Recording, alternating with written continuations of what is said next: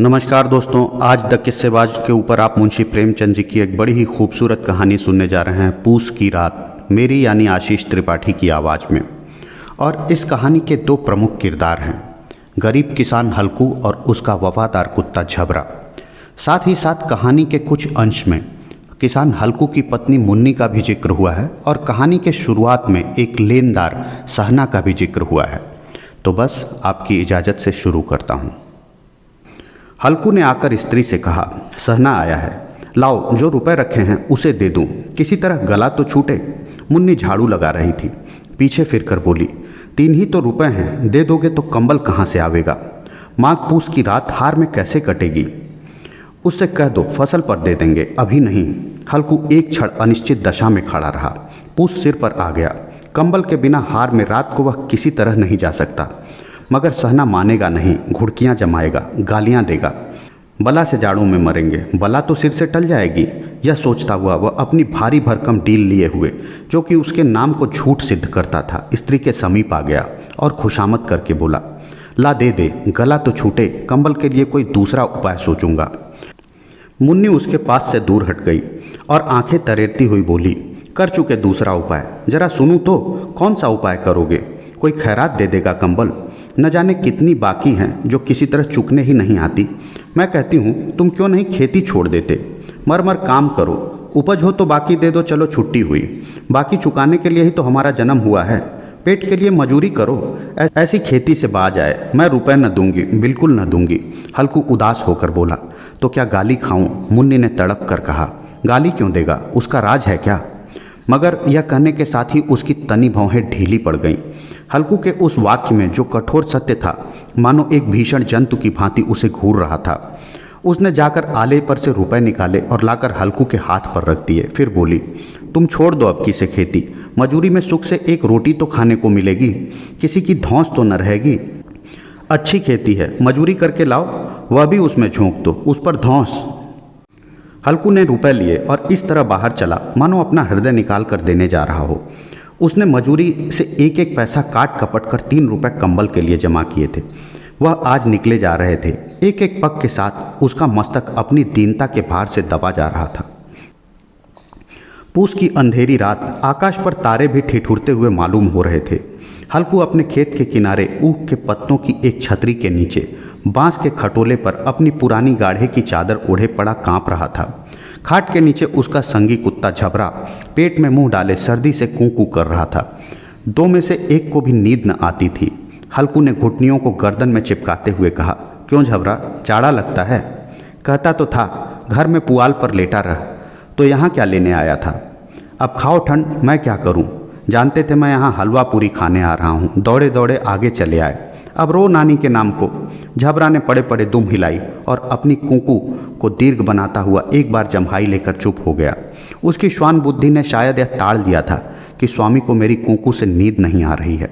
हल्कू ने हाथ निकालकर झबरा की ठंडी पीठ सहलाते हुए कहा, कल से मत आना मेरे साथ, नहीं तो ठंडे हो जाओगे। यह रांड पछुआ न जाने कहाँ से बर्फ लिए आ रही है। उठूँ फिर से एक चिलम भरूँ, किसी तरह रात तो कटे। 8 चिलम तो पी चुका। यह खेती का मजा है। और एक एक भगवान ऐसे पड़े हैं जिनके पास जाड़ा जाए तो गर्मी से घबरा कर भागे। मोटे मोटे गद्दे, लिहाफ, कंबल, मजाल है जाड़े का गुजर हो जाए। तकदीर की खूबी, मजूरी हम करें, मजा दूसरे लूटें। हल्कू उठा, गड्ढे में से जरा सी आग निकाल कर चिलम भरी। झबरा भी उठ बैठा। हल्कू ने चिलम पीते हुए कहा, पिएगा चिलम? जाड़ा तो क्या जाता है, जरा मन बदल जाता है। झबरा ने उसके मुंह की ओर प्रेम से छलकती हुई आंखों से देखा। हल्कू उससे कहता है, आज और जाड़ा खा ले, कल से मैं यहाँ पुआल बिछा दूंगा, उसी में घुस कर बैठना, तब जाड़ा न लगेगा। झबरा ने अपने पंजे उसकी घुटनियों पर रख दिए और उसके मुंह के पास अपना मुंह ले गया। हल्कू को उसकी गर्म सांस लगी। चिलम पीकर हल्कू फिर लेटा और निश्चय करके लेटा कि चाहे कुछ भी हो, अब की बार सो जाऊंगा। पर एक ही क्षण में उसके हृदय में कंपन होने लगा।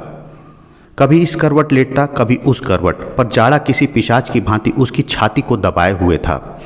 जब किसी तरह न रहा गया तो उसने झबरा को धीरे से उठाया और उसका सिर थपथपाकर उसे अपनी गोद में सुला लिया। कुत्ते की देह से जाने कैसी दुर्गंध आ रही थी, पर वह उसे अपनी गोद में चिपकाए हुए ऐसे सुख का अनुभव कर रहा था जो इधर महीनों से उसे न मिला था। झबरा शायद यह समझ रहा था कि स्वर्ग यही है, और हल्कू की पवित्र आत्मा में तो उसे कुत्ते के प्रति घृणा की गंध तक न थी। अपने किसी अभिन्न मित्र या भाई को भी वह इतनी ही तत्परता से गले लगाता। वह अपनी दीनता से आहत न था जिसने आज उसे इस दशा को पहुंचा दिया।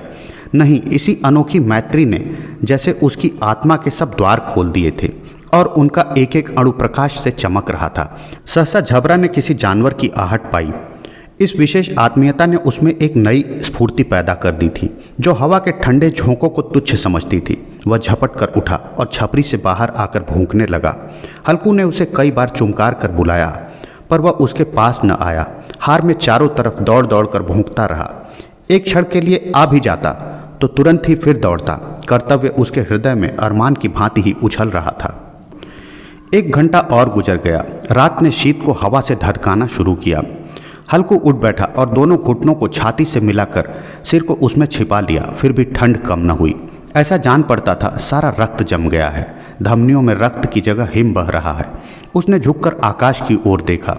अभी कितनी रात बाकी है। सप्तर्षि अभी आकाश में आधे भी नहीं चढ़े। ऊपर आ जाएंगे तब कहीं सवेरा होगा। अभी पहर से ऊपर रात है। हल्कू के खेत से कोई 1 गोली के टप्पे पर आमों का एक बाग था। पतझड़ शुरू हो गई थी।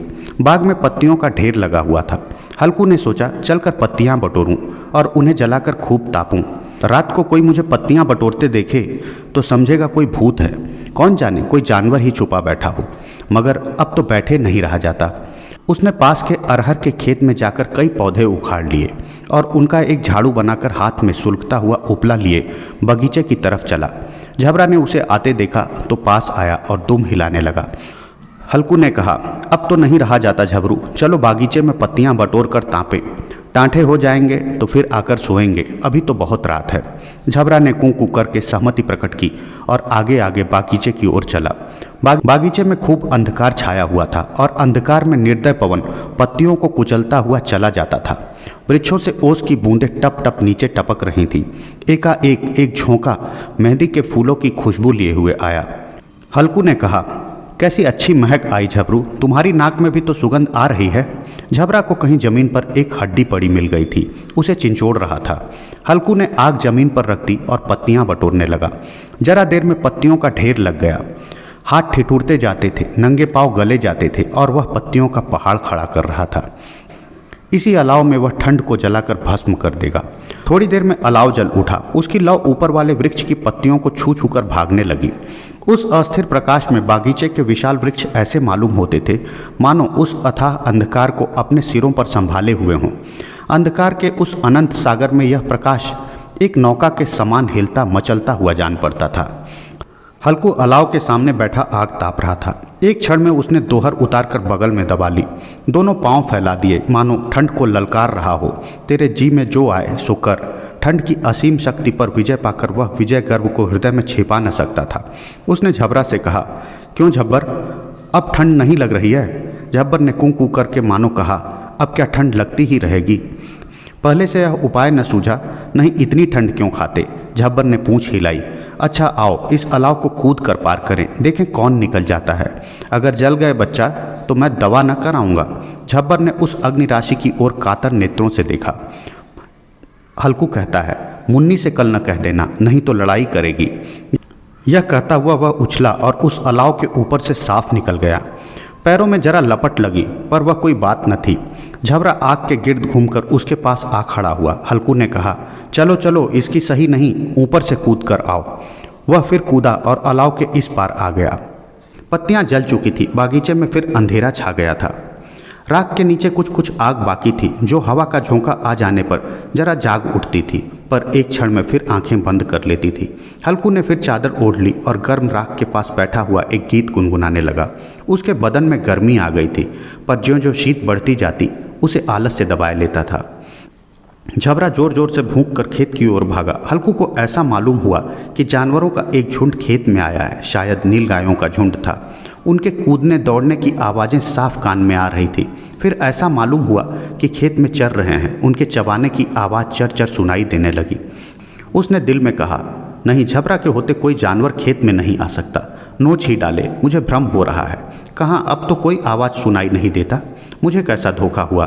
उसने ज़ोर ज़ोर से आवाज़ लगाई, झबरा झबरा। झबरा भूंकता रहा, उसके पास न आया। फिर खेत के चरे जाने की आहट मिली।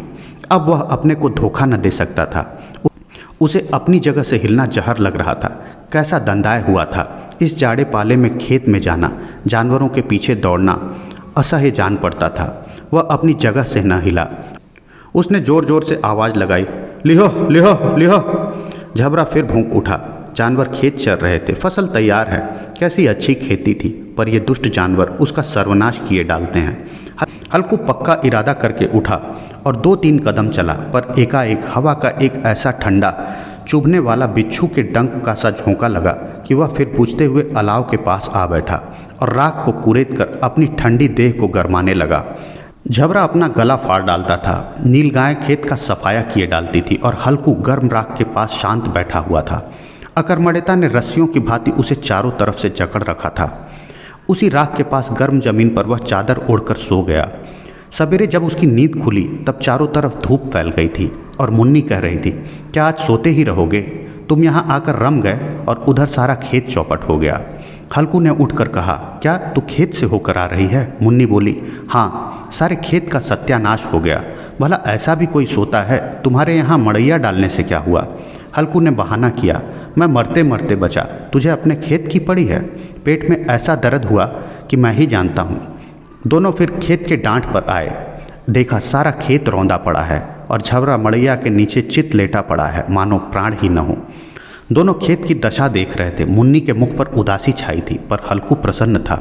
मुन्नी ने चिंतित होकर कहा, अब मजूरी करके माल गुजारी भरनी पड़ेगी। हल्कू ने प्रसन्न मुख से कहा, रात को ठंड में यहाँ सोना तो न पड़ेगा। यह तो थी पूरी कहानी पूस की रात। उम्मीद करता हूँ ये कहानी आपको अच्छी लगी होगी। अगर अच्छी लगी होगी तो प्लीज़ लाइक और शेयर ज़रूर कीजिएगा। और हाँ, अगर आप लोगों ने अभी तक चैनल को सब्सक्राइब नहीं किया है तो प्लीज़ कर लीजिए। मिलते हैं अगले वीडियो में। Thank you so much.